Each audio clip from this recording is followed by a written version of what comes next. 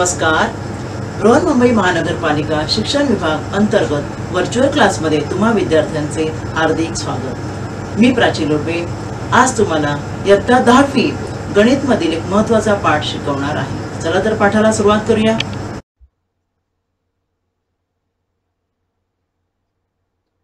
आज आपण गणित भाग 2 मधील प्रकरण दुसरे पायथागोरसचे प्रमेय हे प्रकरण आपण पाहणार आहोत.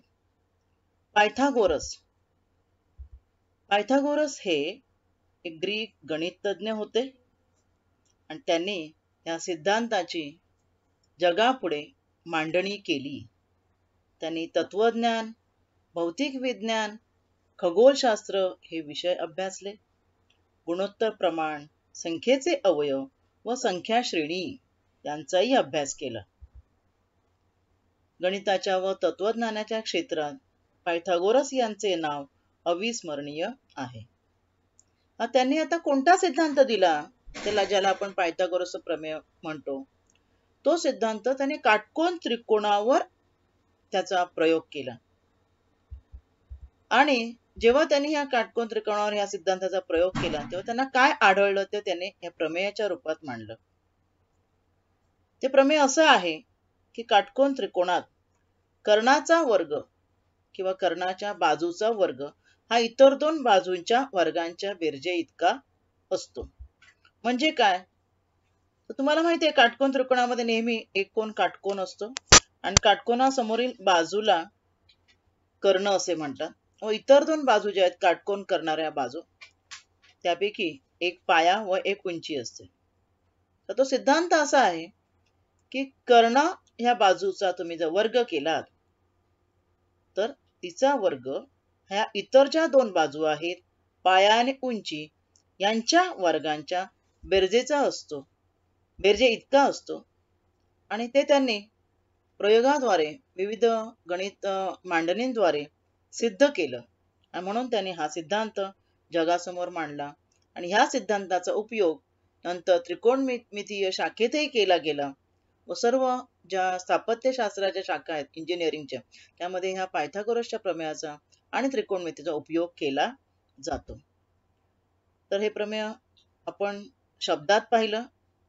त्याची मांडणी कशी करायची, त्रिकोण ABC आहे.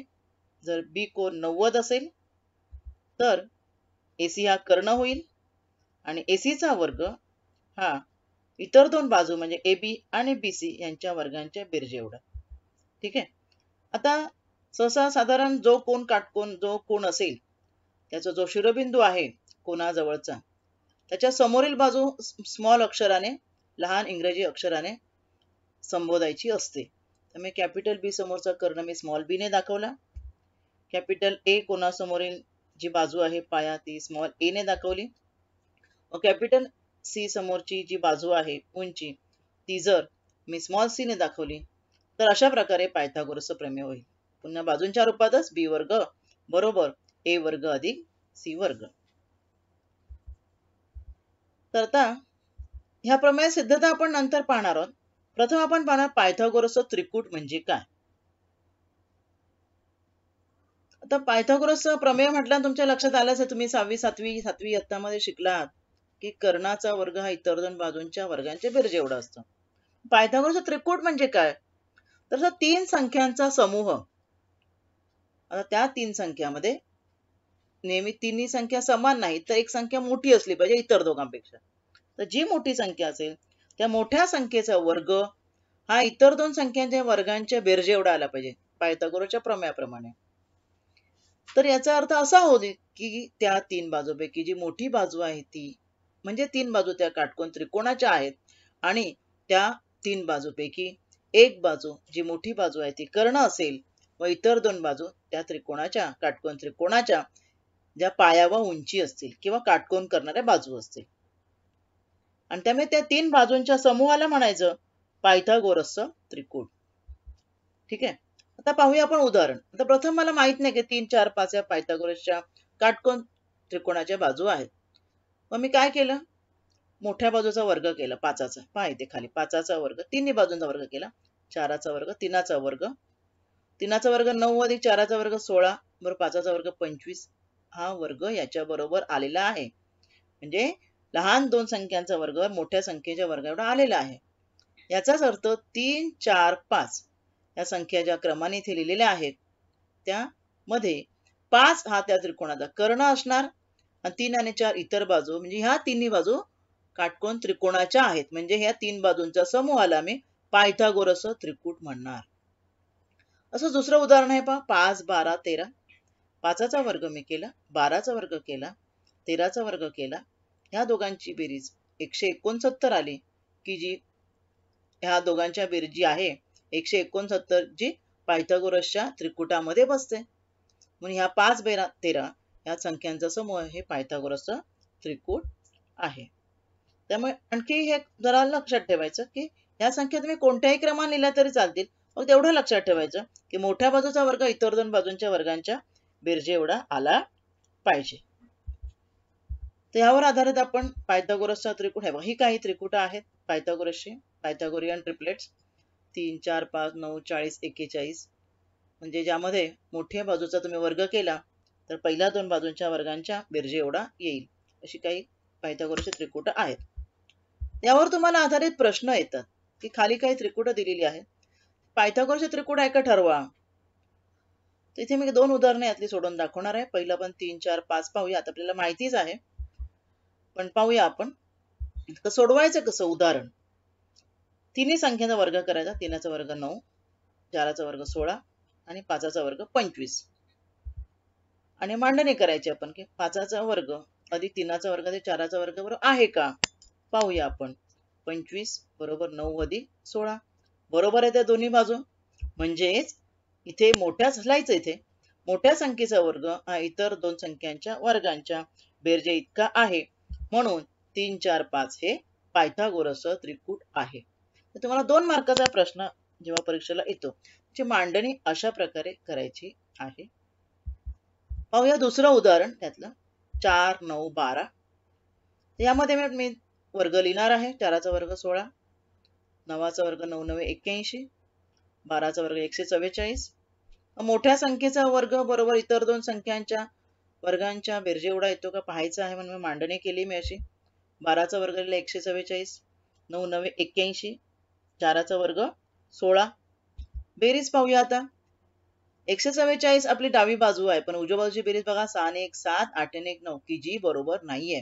म्हणून मी ते तिरपी रेष मारली. तिरपी रेष सांगते की ज्या दोन संख्येच्या वर्गांची बेरीज ही मोठ्या संख्येच्या वर्गाबरोबर नाहीये. इथे मोठ्या संख्येचा वर्ग इतर दोन संख्यांच्या वर्गांच्या बेरजे इतका नाही. वाक्य लिहायचं. आणि म्हणून हे पायथागोरसचं त्रिकूट नाही. समजा तुम्हाला त्रिकूट दिलेले असतील तर ते नक्की पायथागोरस आहे की नाही हे अशा प्रकारे ठरवायचं आहे. तर याचप्रमाणे इतर उदाहरणं तुम्ही सोडवू शकता. पुढे आपण पाहणार आहोत काही गुणधर्म. 30, 60, 90 चा गुणधर्म म्हणजे काय. दिलेल्या काटकोन त्रिकोणाचे कोन जर 30 अंश 60 अंश 90 अंश असतील, 90 अंश असणारच एक कोन, आणि इतर जे कोन आहेत लघुकोन काटकोन त्रिकोणाचे ते 30 आणि 60 असतील तर त्यांच्या बाबतीत एक गुणधर्म आहे. ते गुणधर्म आपण शिकणार आहोत. आपण हे शिकलेलो आहोत.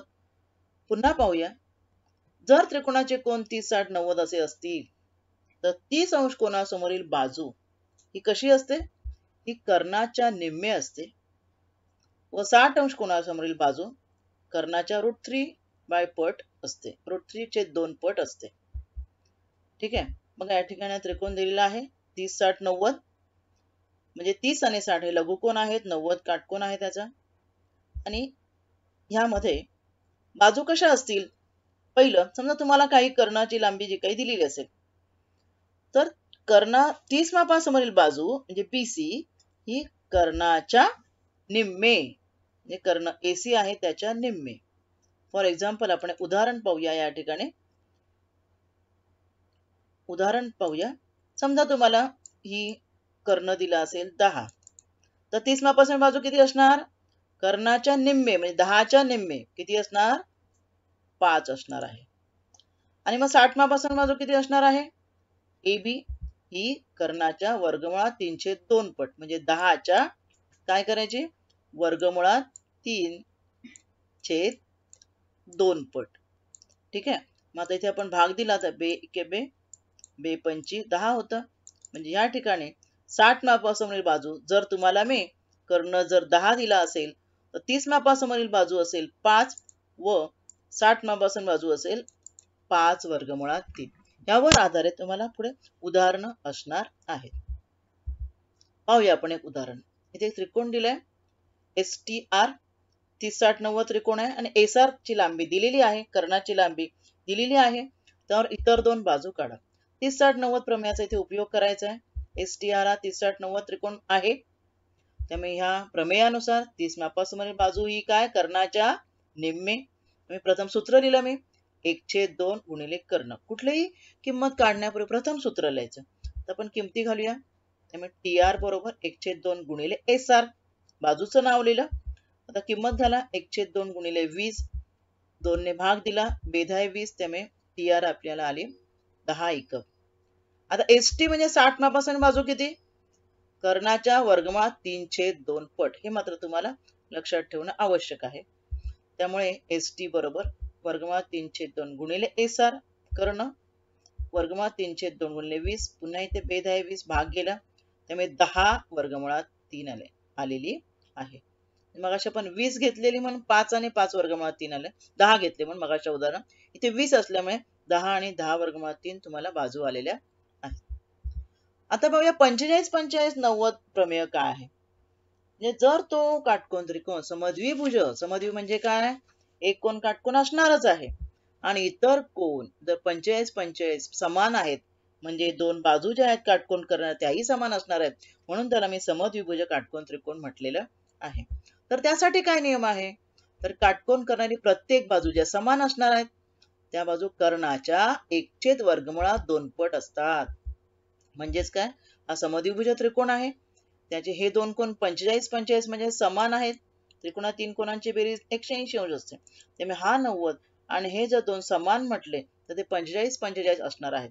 आणि ते 45 अंश समान असल्यामुळे त्यांच्या समोरील ह्या दोन बाजू ज्या आहेत म्हणजे या एका प्रत्येक 45 कोणासमोरील बाजू ज्या आहेत या काटकोन त्रिकोणाच्या काटकोन करणाऱ्या बाजू दोन्ही समान असणार आहेत आणि त्यांची लांबी त्यामुळे त्यांना समद्विभुज त्रिकोण आपण म्हणणार आहोत. आता त्यांची लांबी किती? तर कर्णाच्या AB आणि BC यांची लांबी कर्णाच्या 1/2 लक्षात ठेवा. 1/2 म्हणजे 1/2 गुणिले AC. समजा एखाद्या आकृतीमध्ये कर्ण जर किती समजा 5 असेल तर ही बाजू असणार आहे 5 जी काय लांबी असेल ती 5 असेल तर ह्या दोन बाजू काय असतील 5/2. आलं ना लक्षात तुमच्या? 5/2 म्हणजे ही सुद्धा बाजू 5/2 असेल आणि ही सुद्धा बाजू असेल 5/2. जी काय किंमत कर्णाची तुम्हाला लांबी दिलेली असेल त्याला तुम्ही 1/2 ने गुणायचं आहे आणि तुम्हाला बाजू मिळते. आता त्यावर आपण आधा उदाहरण बघूया. AB आणि BC तुम्हाला काढायचे आहेत. समद्विभुज काटकोन त्रिकोण आहे. कर्ण दिलेले 11/2. आता ह्या प्रमेयानुसार 45 कोणासमोर बाजू बरोबर 1/2 गुणिले कर्ण म्हणजे कर्णाच्या 1/2 पट. त्यामुळे आपण AB आणि BC दोघांची किंमत काढूया. 1/2 गुणिले कर्ण AC आहे. तर 11/2 किंमत घातली मी. 2 गेले उत्तर आले 11 एकक. म्हणजे AB आणि BC समान बाजू ज्या आहेत ते 11 एकक आहेत. ठीक आहे. आता आपण उदाहरण पाहूया. पुस्तकातील तुमच्या संग्रहातील हे उदाहरण आहे. एका आयताची लांबी 35 सेंटीमीटर, रुंदी 12 सेंटीमीटर दिलेली आहे. तर कर्णाची लांबी काढा. तर आपल्याला ह्या दोन्ही सूत्रांचा म्हणजे ते आपण 30-60-90 आणि 45-45-90 जे पाहिलं त्यांच्यापैकी ज्याचा उपयोग इथे जे लागू पडेल त्याचा उपयोग करायचा आहे. आता आयत आहे म्हटल्यावर इथे 30-60-90 असणार आहे. बरोबर ना? 45-45 लागू पडणार नाही. PQRS हा तुम्हाला आयत दिलेला आहे. त्यामध्ये PR हा त्याचा कर्ण आहे. ठीक आहे. आणि याच्या लांबी दिलेल्या आहेत. आयताच्या लांबी आणि रुंदी. लांबी किती दिलेली आहे? 35 सेंटीमीटर दिलेली आहे. आपण लिहूया इथे 35 सेंटीमीटर.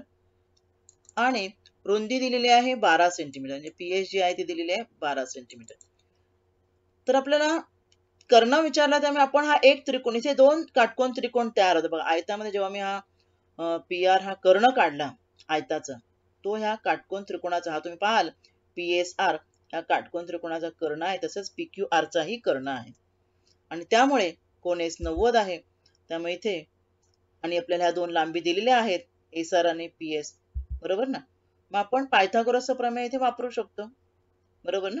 पायथागोरसचं प्रमेय वापरायचं आहे. पायथागोरसचं प्रमेय वापरलं आपल्याला काय मिळेल? पी आर वर्ग बरोबर एसआर वर्ग अधिक पीएस वर्ग. किमती घालूया आपण. 12चा वर्ग अधिक 35चा वर्ग. जिथे 30, 60, 90 किंवा 45, 45, 90 लागू पडतं तिथे लावायचं. जिथे नाही पडत त्या ठिकाणी ते पायथागोरसचं प्रमेय वापरायचं आहे. 144 अधिक 1225 या दोघांची बेरीज आहे 1369 आणि पी आर बरोबर 1369चं वर्गमूळ 37 आपल्याला आलेले आहे कर्णाची लांबी. आयताचा कर्ण पी आर बरोबर 37 सेंटीमीटर. अजून एक उदाहरण आपण पाहूया. इथे 16 वर्गमुळात 2 कर्ण दिले. आपल्याला आकृती बघितल्याबरोबर लक्षात यायला पाहिजे. या ठिकाणी काय दिलंय? चौरस दिलेलं आहे ABCD आणि त्याची कर्ण दिलेला आहे 16 वर्गमुळात 2. मग या ठिकाणी मी कर्णाची लांबी दिली. आकृती बघूनच आपल्याला लक्षात येतं. मगाशी आयत होता, इथे चौरस आहे. चौरसामध्ये जेव्हा मी हा कर्ण काढला तेव्हा हा तुम्ही त्रिकोण बघा, त्रिकोण ABC. समद्विभुज काटकोन त्रिकोण आहे की नाही? कारण चौरसाच्या चारही बाजू समान असतात. त्यातली आपल्याला ह्या दोन बाजू समान आणि हा कर्ण, इथे आपण 45, 45, 90 प्रमेय वापरू शकतो. त्यामुळे त्रिकोण चौरस ABCD मध्ये त्रिकोण ABC हा एक घेतला मी, कोन B 90 होतो आणि ते 45, 45, 90 त्रिकोण आहे हा. त्यामुळे त्या प्रमेयानुसार 45 कोणासमोरील बाजू बरोबर काय सांगितलं आपण? कर्णाच्या 1/वर्गमुळात 2 पट. आणि त्यामुळे 1/वर्गमुळात 2 AB बरोबर BC बरोबर 1/वर्गमुळात 2 गुणिले AC. बरोबर ना कर्ण. आता आपण किंमत घालूया. 1/वर्गमुळात 2 गुणिले इथे कर्ण आपला 16 वर्गमुळात 2 आहे. आता वर्गमुळात 2 आणि वर्गमुळात 2 ला भाग लागला. उरला किती? 16. त्यामुळे AB आणि AC यांची किंमत किती आलेली आहे? 16 आलेली आहे. म्हणून AB बरोबर BC बरोबर 16 एकक. आता आपण पाहणार आहोत. आपण आता पायथागोरसचं प्रमेय पाहिलं. 30, 60, 90 पाहिलं. आता आपण समरूपता आणि काटकोन त्रिकोण. मागील प्रकरणात तुम्ही समरूपता म्हणजे शिकलेले आहात. तर समरूपतेचा काटकोन त्रिकोणाशी काय संबंध आहे? तर काटकोन त्रिकोणात कर्णावर टाकलेल्या शिरोलंबामुळे कर्णावर हा जो लंब आहे त्यामुळे जे दोन त्रिकोण तयार झाले ते मूळ त्रिकोणाशी व परस्परांशी समरूप असतात. हे समरूपता व काटकोन त्रिकोणाचं प्रमेय आहे. काय प्रमेय आहे ते आपण पाहणार आहोत. इथे पक्ष प्रमेय लिहिताना पक्ष साध्य लिहायचं, मग सिद्धता लिहायची असते. पक्ष आहे की पक्षामध्ये दिलेले घटक आपल्याला काय दिलेलं आहे की हा एक काटकोन त्रिकोण आहे. BD हा लंब टाकलेला आहे, दिलेलाच आहे कर्णावर टाकलेला शिरोलंब. आणि ADC हे D हा A आणि C यांच्या दरम्यान आहे. दरम्यान आहे फक्त. आपल्याला दाखवायचं आहे की ह्या लंबामुळे तयार झालेले त्रिकोण जे आहे तो ADB हा पूर्ण ABC शी समरूप आहे. तसेच BDC हा पूर्ण ABC शी समरूप आहे आणि मग ते स्वतः सुद्धा समरूप आहे. हे आपल्याला दाखवायचं आहे. तर पाहूया आपण त्याची सिद्धता. पुन्हा तीच आकृती. प्रथम मी काय केलेलं आहे बघा. हा ADB जो छोटा त्रिकोण तुम्हाला दिसतोय, हा जो ADB आहे, हा ADB त्रिकोण आपण पूर्ण मोठ्या त्रिकोणाशी समरूप आहे दाखवूया. पूर्ण मोठा म्हणजे ABC. तर काय? कोन DAB कोन हा जो आहे वरचा तो दोन्ही त्रिकोणांकरता झाला. आपल्या मोठ्या त्रिकोणाचा पण आहे आणि या छोट्या त्रिकोणाचाही आहे. म्हणून लिहिलंय सामायिक कोन. बरोबर? कोन DAB आणि मोठ्याचा कोन BAC. मग कोन ADB म्हणजे कुठला? हा जो 90 अंश आहे तो आणि मोठ्या त्रिकोणाचा हा 90 अंश आहे. बरोबर? हे दोन्ही समान कारण 90 अंश आहे. त्यावरूनच दोनच गोष्टीवरून हे दोन त्रिकोण समरूप झाले कोको कसोटीनुसार. बरोबर ना? म्हणजे त्रिकोण ADB छोटा आणि मोठा त्रिकोण ABC समरूप झाले. जसा हा छोटा या मोठ्याशी झाला त्याचप्रमाणे इकडचा जो छोटा आहे BDC तो सुद्धा मोठ्याशी समरूप होणार. बरोबर ना? BDC सुद्धा त्रिकोण ABC शी समरूप आहे. तो सुद्धा तसाच सिद्ध करायचा कोको कसोटीनुसार. आता जर हे ADB आणि BDC ABC शी समरूप आहेत, याचा अर्थ ते स्वतःही समरूप आहेत. ADB व BDC 1 आणि 2 वरून. आणि हे स्वतःशी समरूप झाले दोघं आणि ABCC पण आहेत. त्यामुळे आपण तिन्ही जोडायचे आहेत.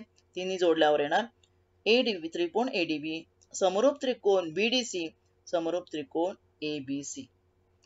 तर आज आपण काटकोन त्रिकोणावर आधारित पायथागोरसचं प्रमेय आणि समरूपतेशी त्याचा संबंध कसा जोडला जातो हे आपण इथे पाहिलेलं आहे.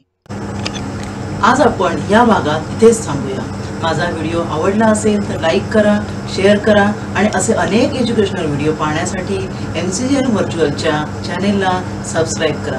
धन्यवाद.